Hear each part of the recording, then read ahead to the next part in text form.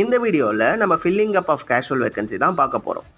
ஒரு முக்கியமான topic. Filling up of casual vacancy அப்படின்னா என்னென்னா, ஒரு ஆடிட்டரை நம்ம அப்பாயிண்ட் பண்ணதுக்கப்புறம் அந்த ஆடிட்டர் உடம்பு முடியாமலோ இல்லை டெத்தாலேயோ இல்லை ரெசிக்னேஷன்னாலேயோ அவரோட ஸ்பேஸ் வேக்கண்ட் ஆகிடுச்சு அப்படின்னா அவரோட ஸ்பேஸை நம்ம எப்படி ஃபில் பண்ண போகிறோன்றதை தான் பார்க்க போகிறோம். ஸோ அவர் சிஏஜியால் அப்பாயிண்ட் பண்ணப்பட்ட ஒரு ஆடிட்டராக இருந்தாருன்னா 30 டேஸ்க்குள்ளே சிஏஜி அப்பாயிண்ட் பண்ணணும். அப்படி இல்லைன்னா அந்த கம்பெனியோட போர்ட் ஆஃப் டைரக்டர்ஸ் அடுத்த 30 டேஸ்க்குள்ளே அவர் அப்பாயிண்ட் பண்ணுவாங்க. மற்ற கம்பெனிஸ்க்கு போர்ட் ஆஃப் டைரக்டர்ஸ் 30 டேஸ்க்குள்ளே அதை பண்ணியிருக்கணும்.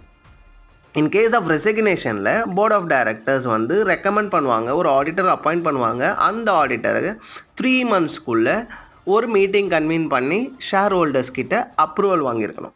தேங்க்யூ ஃபார் வாட்சிங் திஸ் வீடியோ அண்ட் நெக்ஸ்ட் வீடியோவில் நம்ம ரீஅப்பாயின்மெண்ட் பற்றி பார்ப்போம்.